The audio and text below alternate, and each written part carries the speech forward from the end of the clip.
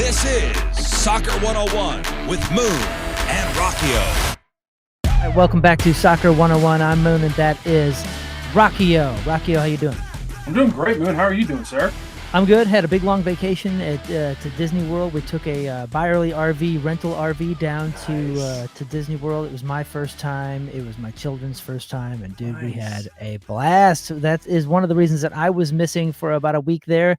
And then Rocchio went on vacation. I got back. We gotta talk about all these games and all these mishaps and this and that. And you're like, I'm sorry, man. I'm on vacation too. See ya. So where'd you go?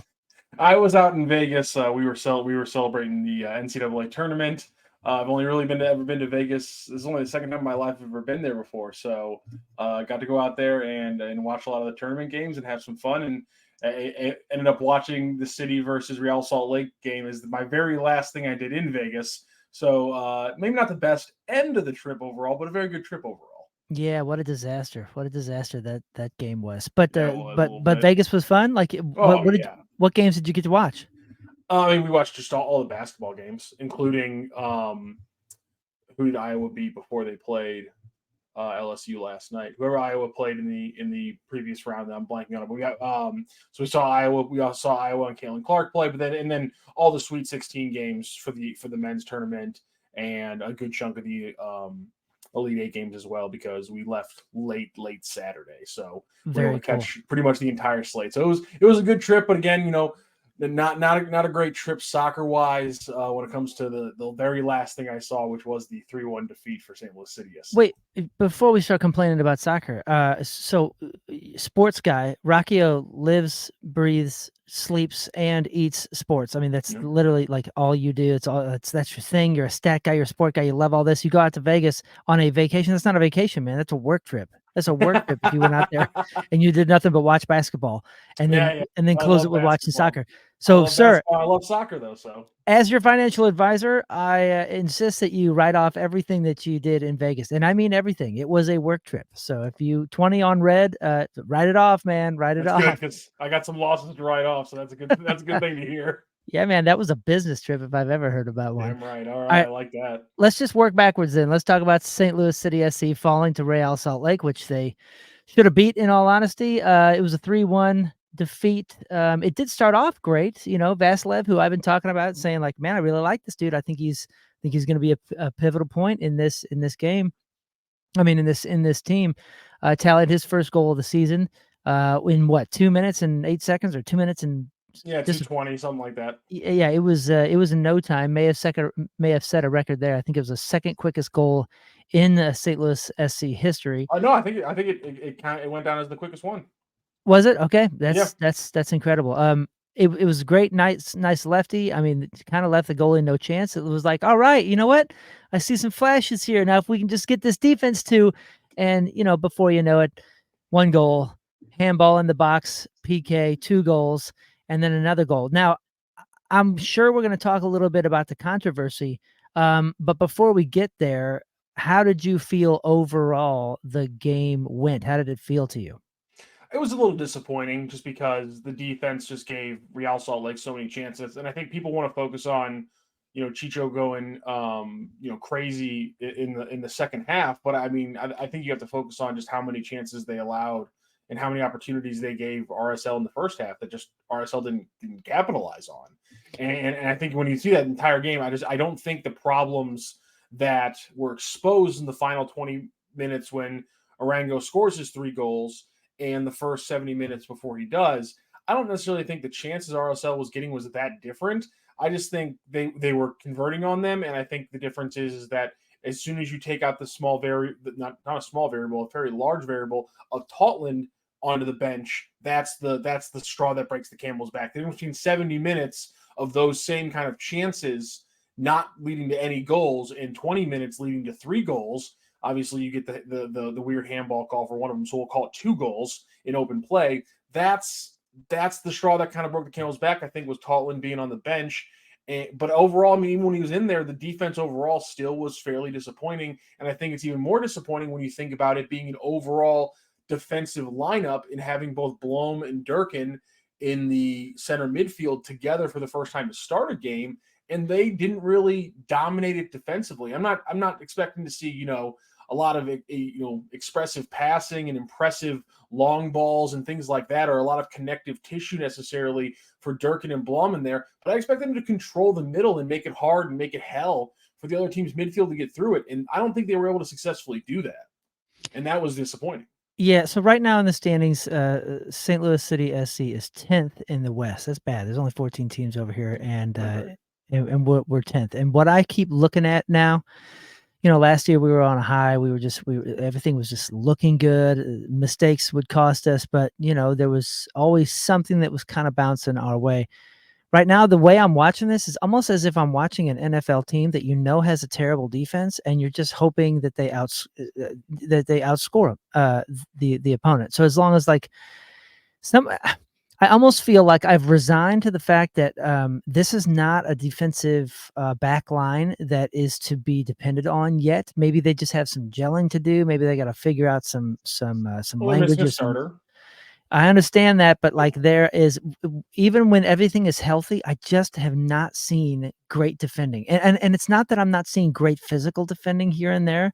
I'm not seeing smart defending. There's just, like you mentioned earlier, opportunity after opportunity. There should never be opportunities in this league. Never. You can't you can't. It's almost as if the defense is like, well, Berkey's so freaking good, I'm sure he's going to stop 60% of these mistakes, which he ends up having to do.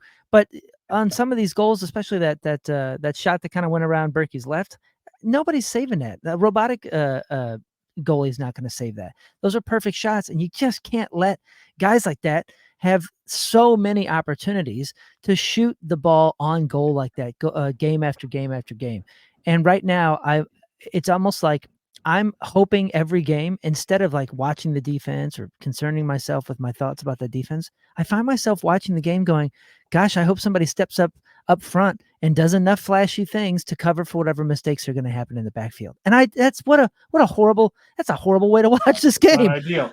You know what I mean? I don't like this. Two big things jumped out to me there. First of all, your point about just the consistency of the runs that RSL was getting on this defense. I don't know if it was Bredos or the color commentator on the broadcast, but I made a note, 37th minute, one of them remarked, it's the same exact runs into the same exact spaces over and over again. It's nothing clever. That was in the 37th minute. It was just because they were giving him. And I took a bunch of photos. I'm planning to do a post on this on X, hopefully later this week.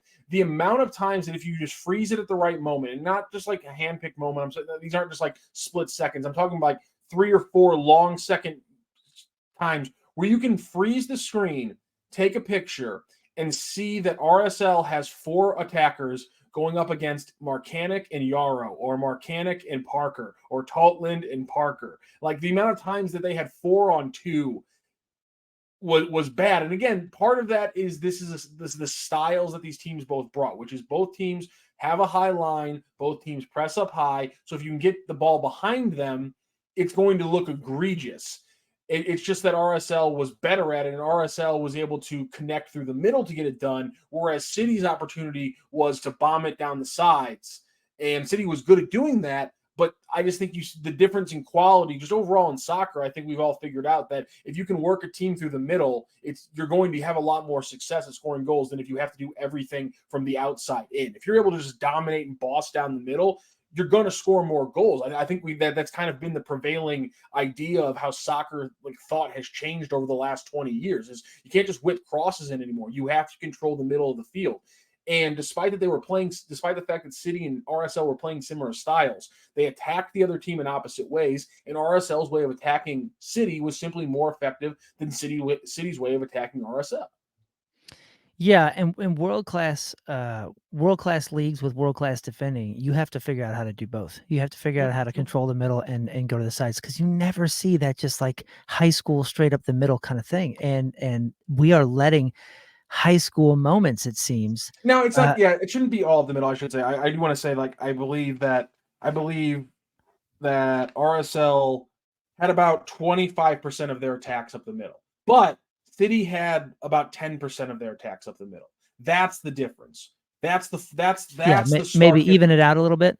Yeah, maybe get up to that 20-25% level that RSL was at, where you're still predominantly it's coming through a combination of about 75% to 80% down the left and right sides. I'm fine with it. I understand that you both have, marauding fullbacks, that get up and down. And I'm saying it's going to be starker in this game than other games. But I'm saying is that even in this game, City's attack through the middle shouldn't have been 10% of their attack.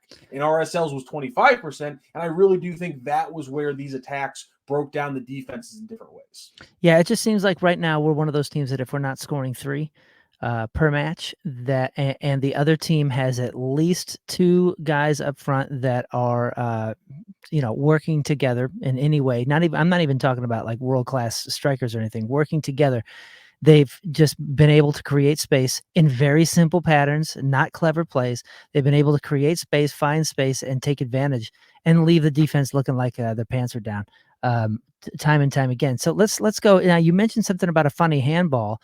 Do you feel like that shouldn't have been a handball?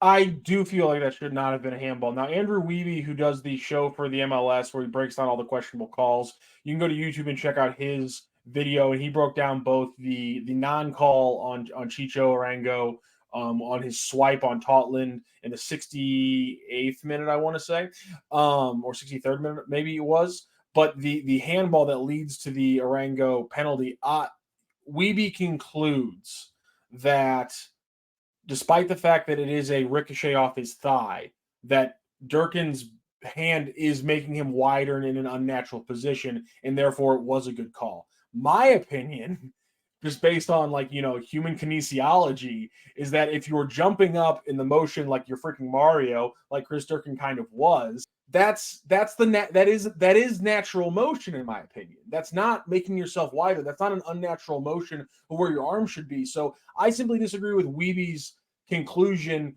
breaking down the angle, and I don't think that's an unnatural motion for Durkin to be in, and therefore I don't think it should be a handball penalty. I think that's a natural motion. I agree with you that it's a natural position, but making himself wider intentionally or unintentionally and affecting the ball in the box, that's a handball. In my book, he's not making himself wider. He's running. Well, he's still making himself wider. It's not intentional. What I'm saying is, if that arm's not there and the ball goes through, it's a scoring opportunity, and that was taken away from a hand inside the box. Like, rules is rules. You know what I'm saying? Like, that's fair.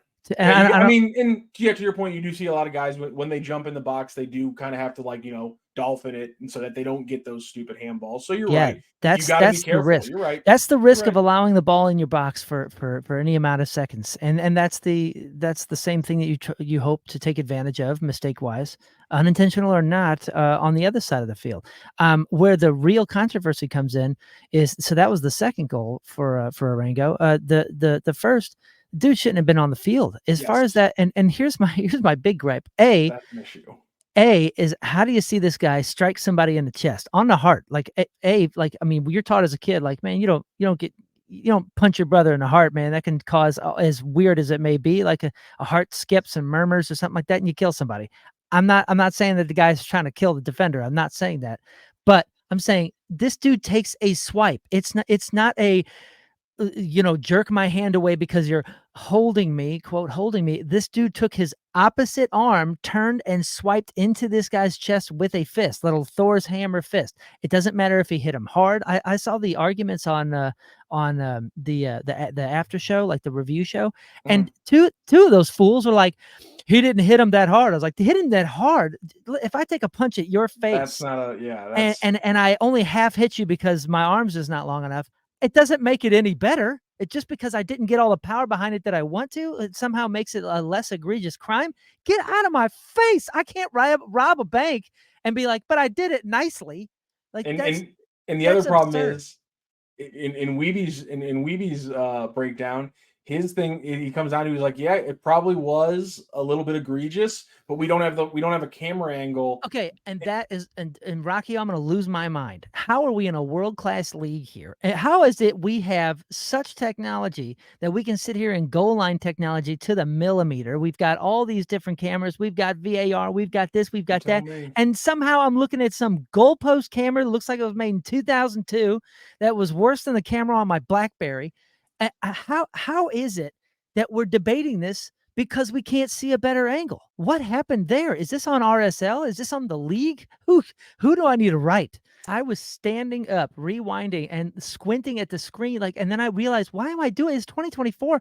And I felt like, oh my gosh, I'm a conspiracy theorist in this moment because I thought something, they're hiding something. Like why am I only looking at this angle and then the angle that's worthless from like, a block away on the backside that's not supposed to be used anyway.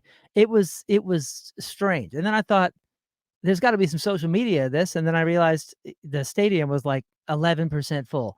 Moon, once you realize that the NFL still uses human people and a chain to denote first and 10, like actually that's still how they do it. Like I know we look at it on TV, like there's still just two people holding two poles on the end of a chain, and that's the richest league in the world, and that's how they do the most basic part of their game. And they haven't found a way to make that like technologically superior or cleaner or perfected either. So I'm not surprised when leagues screw this stuff up. It still bothers me though. Get your stuff right. Just like when the league somehow starts their season without actually having the refs they should have. I'm not shocked when they blow this stuff, is what I'm saying. Either way, that fool committed a crime and should have been off the field. He wasn't. He gets a hat trick instead. I'm not even going to say this game is on that missed call. Because this game is on if he doesn't get it, somebody else does. Yeah. Somebody else gets one. Somebody else gets at least one, and maybe that penalty happens. Or I mean, I hate to say that because I'm usually I'm usually arguing the opposite. Like if one little thing can change everything, which it does. Butterfly effect to this game is ridiculous. But I don't know.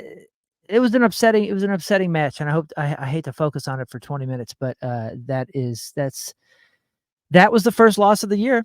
So it stung harder, although we're all getting really sick of the draws, but at least we had the sentence in our media where it was like, unbeaten in St. Louis City SC, and now we can't even say that. So 10th in the West, not too sharp. What else did we miss this last couple weeks? I mean, we missed the 2-2 draw against DC United, which was also a disappointing game, but I think it was another game that shows you just everything we're talking about, which is right now, and I think it's more scheme than it is talent. I just think they're playing a scheme that right now is just a little bit too risky and puts an undue amount of pressure on certain parts of the team that's right now kind of cracking. And I think you saw that as well in the DC United game. The specific play I'm going to highlight is the plays on the left. Do your jumps up. DC United springs an overlap and gets a pass that shoots through Deere in the center back, and they open up for an easy run right into Berkey. And I thought that play was one of the biggest highlights because a lot of people want to blame Mark Hannick, and they don't think he's a very good defender. And I thought that was a good example of this team simply playing a risky style that asks the fullbacks to take some chances to get things going the other way. And somebody on Twitter pointed out that Yarrow is a step back, and he kind of gives them and if he's a step up, then it's offsides, and they probably pull off maybe a little bit of a trap move there. And that's a very good point. But my overarching point is that simply this scheme asks a lot of certain players. And I think last year, the player that got exposed the most by this scheme at times was Jabulo Blom, because he would get just isolated in the middle of the field. The center backs would be covering for the wide backs who had got up the field, and then Blom would just have to cover too much space in the middle. And I think this year, to make sure that didn't happen, they've kept certain people compacted, but they're still having the fullbacks get up really, really far. And I don't think they've figured out how to maybe, morph everything around there. The thing is, though, they might not have to change anything to get to that point. It just might be a situation where they play their usual scheme when they have both Nielsen and Parker healthy. I just don't know I don't know if they can play this scheme when they have to lean on a Yarrow or a Parker covering for Mark Hannick consistently instead of both Nielsen and Parker. I don't know. I think the passing still isn't as crisp as you would like, and I know a lot of people are complaining about the chance creation right now, but right now that's an issue. But I think that's an issue stemming from the fact that your defense isn't getting any good turnovers, and you're not able to turn your transition over as fast as you want to.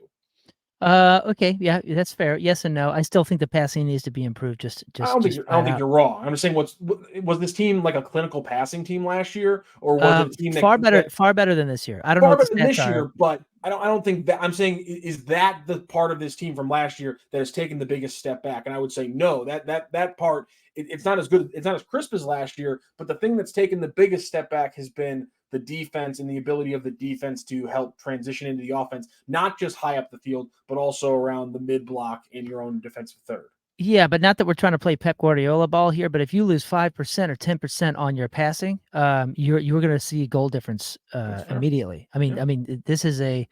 These leagues are so fast and so good that if your passing slips in anywhere near double digits, down or up, you're going to see a difference. You're going to feel a difference in a team. And again, not that we're Barcelona or Man City or something like that, but the passing is it's taking its toll whether we can see it or not on paper. I'll tell you what though, I have two questions for you really when we were talking about the scheme. Basically, everything that you just said kind of just left me thinking, okay, so we're playing a scheme that unless everything is lined up perfectly, it's just not going to work very well. And which leads me to my real thought, my real question for you as an analyst guy. That's probably not a. If I framed it that way, I probably didn't do a good job. Well, my question is, did Because you or do I would. what's up? No, go ahead. My question is to you, do you think that maybe we've painted ourselves, or the team has painted itself into a particular place that's actually hard to get out of? And what I mean by that is, in the beginning of last season and actually the entire season last season, we were talking about their strategy, their counterattacking. It's going to be fast. It's going to be fast, narrow, go at you sort of ball. Um, do you feel like if Coach Carnell finds himself going, "Hey, this isn't possible. This isn't sustainable, but we could have an advantage if we changed it a little bit," and it didn't look like that. Do you think he may be hesitant to change even just an extra minute, an extra game, an extra um, period of time to get away from that just because it's been talked about so much and touted so much as far as the philosophy and the core of this team? No, they're. I mean, they're not going to get away from the press being a huge part of this team because I mean that I just that's not the part that's not working, and that's not the fact that they press up high with their four attackers and usually a fifth or sixth midfielder, isn't necessarily the issue. It's how high they press their fullbacks, and I don't, and that's not, in my opinion, a completely necessary part of this scheme. I think that was more of a reaction to Anthony Marcanic being your best left back option last year, I see. over Nelson, and maybe and over Hebert. And Marcanic's best game is him going forward. I've always thought he would be a better, out and out wing back as opposed to a fullback and a back four. I think a wing back and a back three or a back five, however you want to propose it. I think that would be Marcanic because I just think his best thing is going forward. And I think they said, this is our roster, let's adapt it. That's the correct thing to do. It is when you get guys who maybe aren't a perfect fit, is to adapt their part of the game. My point is that when you combine attacking fullbacks on both sides, because Tottenham gets up a lot too, when you combine attacking fullbacks on both sides and you're pressing with your top four, it's going to put a lot of stress on a center midfielder that's staying back, Blom last year, and your center backs. And the problem this year has been your center backs haven't been healthy. And if you have Parker and Nielsen, I don't think that those holes pop up as much. But I think there is a slight gap between the Parker Nielsen combo and the Nielsen Yarrow or Parker Yarrow combo, where it's just a couple more spaces open up and it allows teams to attack them. And I simply think that right now, until you get Parker and Nielsen back consistently, I think you should pull the fullbacks, back a little bit, or maybe give Dewar more of a chance. But again, my point on this DC United point is that Dewar also got caught out of some in some spots in the same way Marcanic would. So I don't necessarily think that's that much better. I love the scheme. I love playing fast, and I don't think they're really ever going to change that as long as Carnell and Lutz are running this thing. But I do think that you can do things differently with the fullbacks. But then again, I've thought that since July of last year, and they've won a lot of games between July and now. And Carnell knows more than me, and so I could very well be wrong, but I really just think that's what we're seeing with this team getting beat is because there's an expectation. I mean, you listen to the broadcast from and Bretos talks about the very opening like 5 minutes. Both these teams have high back lines. We're going to see a lot of balls get behind them, and if balls get behind them, it's dangerous. That's been City the entire time. They're playing a high line. They're going to have more games where they win 2-1 than win 1-0 probably because they're going to allow goals. And Carnell's not happy that going into this game they had allowed 8. He's certainly not happy that coming out of this game they've allowed freaking 11 through the first 7 games of the season. So Carnell's not happy. So I imagine we're going to see some changes. I just don't know if it's going to be anything drastic. And I wouldn't want it to be anything drastic when it comes to the press on the opponent's side.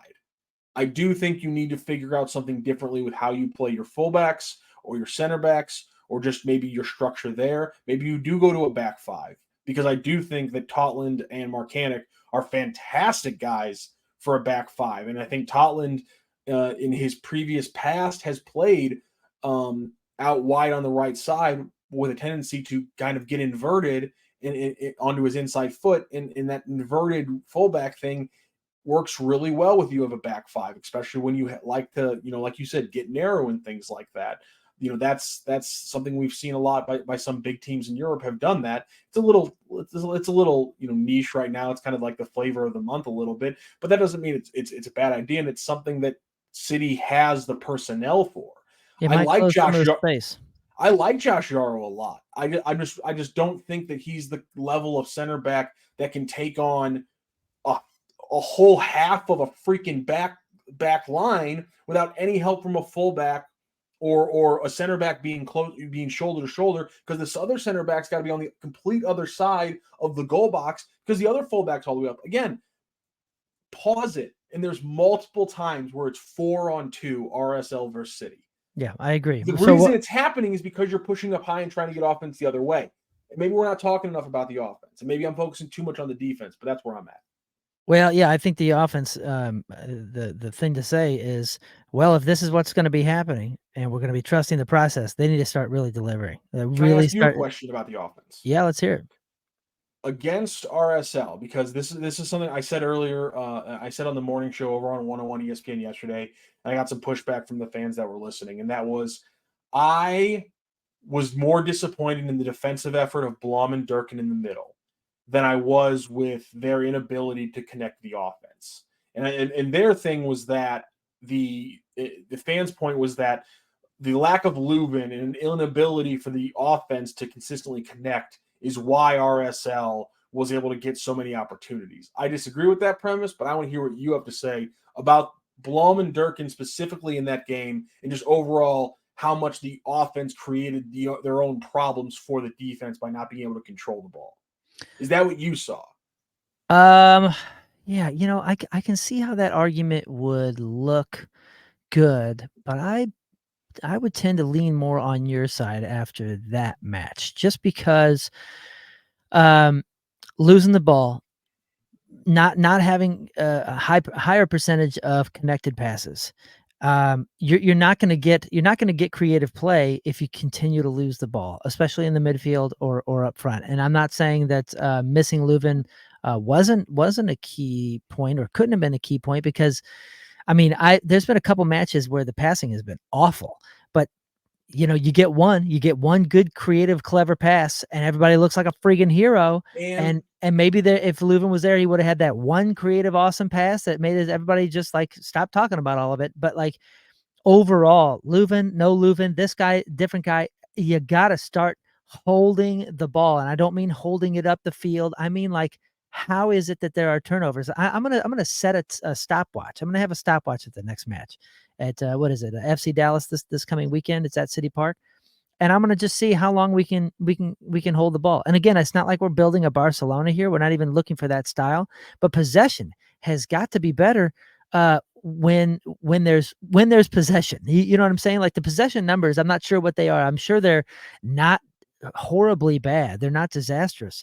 But there is just a lack of connected passes that we didn't see last year. And I think that is a much bigger difference maker than we're talking about. So I'm not going to put it on Um, yeah, I tend to kind of agree with you on this. I understand what their point is, but yeah, dude, I don't know. I think everybody just has to step it up a little bit. And what I was Possession kind of numbers are hearing, actually better. possession numbers He are.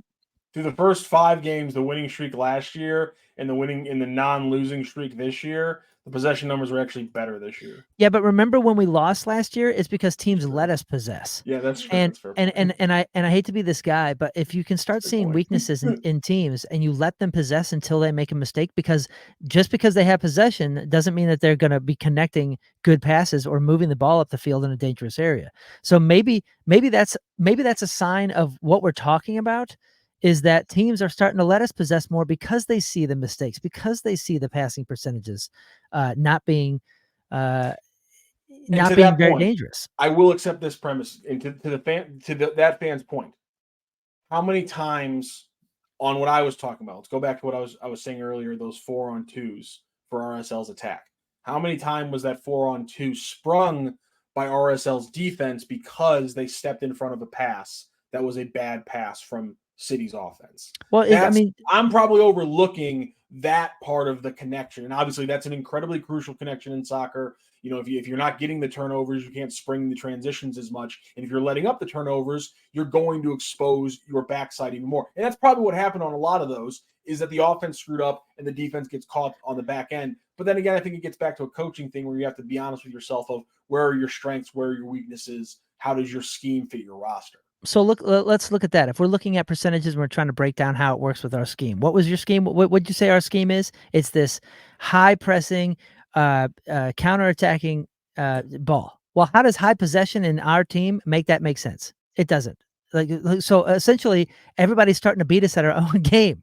They're starting to say, okay, let's let these idiots do their thing, and let's step in front of the ball when they decide to make a pass that shouldn't be a pass. I don't know, man. I'm going to go back to this because I'm starting to get negative, and I don't want to get negative, because basically while you were talking for a while there, you're saying all this negative stuff, but what I was hearing was positivity in it. You're saying like, hey man, there's a lot that's going on here, and it's not going our way. It's not working out perfectly, and therefore it's just not executing. It's a machine without the oil. And once we get that oil and it's all going the way that it's been planned to go, this will be a rocket ship. It's going to be a perfect little engine. So I do hear a lot of positivity in what you're saying, and I hope people aren't getting, 35 minutes of negativity out of us, because we're frustrated and we're trying to figure out what the heck what puzzle pieces we're missing. But let's be real here. We've got a puzzle. You mentioned it before. This isn't talent. This isn't an issue of we don't have the talent there. We do have the talent there, and you see it. If you watch the game for a while, you see it. And I think that's why we get so intensely frustrated, because we're underperforming. We're underperforming. So let's change. You want me to do something positive? You want to talk about something positive? I was gonna talk about the dogs on the pitch, the pups thing coming up. Did you hear about that? Yeah, I was just gonna let's before we get completely off the pitch, let's actually throw out a congratulations to St. Louis City. They did get 2 big wins this week, not with the big team, obviously not against RSL. In fact, you might have heard of at least one of these teams, because at the end of March, beginning of April, the U15s were playing in the MLS Next Generation Adidas Cup at the IMG Academy. They beat the Manchester United U15s 1-0. And then the very next day, City USC's U17s faced Flamengo, one of the biggest clubs coming out of Brazil, and they beat them also in that game as well, 1-0. So how about the U15s and the U17s going up against 2 of the most historic clubs in all of world football and coming away with 2 different 1-0 wins down at the Generation Adidas Cup. So congratulations to the U15s and U17s. It might not be the big club, but there are St. Louis City clubs that are getting W's. Also, congratulations to St. Louis City 2, who's had a couple of good match days down at City Park. I have not gotten to attend yet. Very busy schedule, but I cannot wait. A lot of Sunday night matchups. We've been talking about that. Can't wait to get down to City Park 2. So not all doom and gloom around City Park. Yeah, speaking of City Park, a little kudos to them, a little shout out to them. My brother, who is in a wheelchair right now, had some good friends get him out of the house. They had an extra ticket, and they say, we're going to take Clark down to City Park. Now, Clark's not a soccer fan, but he needs to get out of the house. And they had some regular tickets. I forget where the tickets were, and they were asking me like, what do we do about the wheelchair? And I said, well, I think there's actually there's kind of any place next to the rails that he could be that you can see the field great. So I was like, it's gonna be fine. You'll find some places even if you're just kind of standing. And when they saw him coming in, the staff at City Park, I'll have to get some more details, but his friends told me the staff at City Park saw him coming in, said, "Hey, where are your tickets?" And they set him up at a perfect place. I think they even put him up Oh, in the wow. up in the Ultra Club there, so he could see some from the glass. They were just so very accommodating. So just a nice shout out to City Park and what they're doing for everybody in every condition to make sure that they have a great experience. Again, my brother came home and said, "Well, it was a draw," and I was like, "Well, you saw 4 goals and you saw 4 goals and they catered to you? How nice is that?" And but he said it was so impressive. He was talking about, he's a big sports fan, diehard Cardinals fan. So he was really impressed with the stadium, really impressed with the experience. And I just wanted to say thanks again to City and in City Park. I didn't tell them. It has nothing to do with me, has nothing to do with our connection with the teams or any of that kind of stuff. That's They awesome. just they saw a guy in a situation and said, "Yo, how can we help make your situation the best?" They came to him. It was great. So back to this dogs on the pitch, this pups on the pitch thing. It's happening Sunday, April 21st. The tickets went on sale, I think, last week. It's obviously, Purina is a huge part of the founding partners with City Park, and they're given an exclusive opportunity in the afternoon of the 21st for fun and experience at City Park with your four-legged friends. If you're interested in that, check out the website stlcitysc.com. There's information there, and I think they're selling tickets on SeatGeek. So that's a I fun love to do thing. that stuff. Yeah, it's pretty cool. I think it's like $55, but you get entry for 2 humans and a dog, and there's activities, there's drink tokens, there's treat samples, there's a bunch of giveaway things, and like a dog team performance from the Purina dog team. So that's cool. Again, we also mentioned coming up on Saturday is the FC Dallas game, St. Louis City SC versus FC Dallas. That's here at City Park. That's a 7:30 start. That's on Season Pass. And then again at City Park a few days later on the 14th, a 3:30 in the afternoon game against Austin.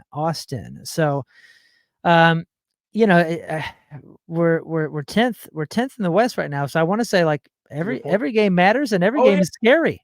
Oh, yeah. I mean, FC Dallas is a good chance for 3 points. I mean, it's a home game against a team that has struggled this season, only has 1 win right now in their books. So obviously, I'm talking like City's so much better than them, but I know Yeah, every game is scary, dude. I'm every scared. game is scary. So you got FC Dallas. You got to have some confidence going into that game, and you got to circle that one as one you got to get 3 points. And heck, even Austin FC, you like getting a draw away, but again, it's one that you circle as you need to get 3 points when you're playing that one at home. So it's still going to be tricky because you're without Leuven, and so I think that FC Dallas is going to be a great example of kind of what we were talking about earlier. Is the offense and the lack of continuity in the offense, is that why the defense continues to get exposed, or is this a defense that can't even shut down maybe one of the lower attacks in the league? It'll be a good measuring stick for this City squad. Yeah, I have faith they'll get something together. Yeah, those are the 2 Texas teams that you shouldn't be too worried about right now. Yeah, I don't like Houston. They've got more issues than we do.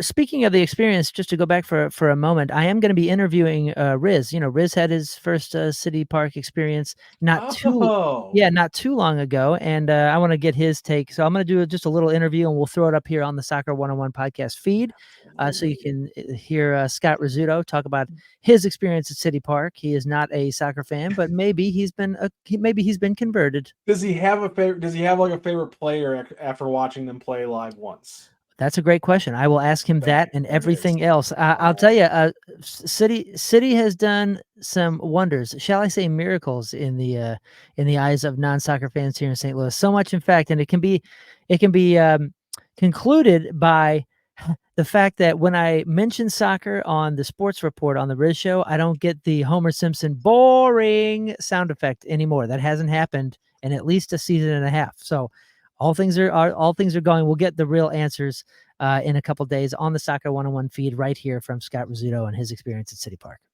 That's incredible. I can't wait to hear about it. Riz has impeccable taste, but he's discerning.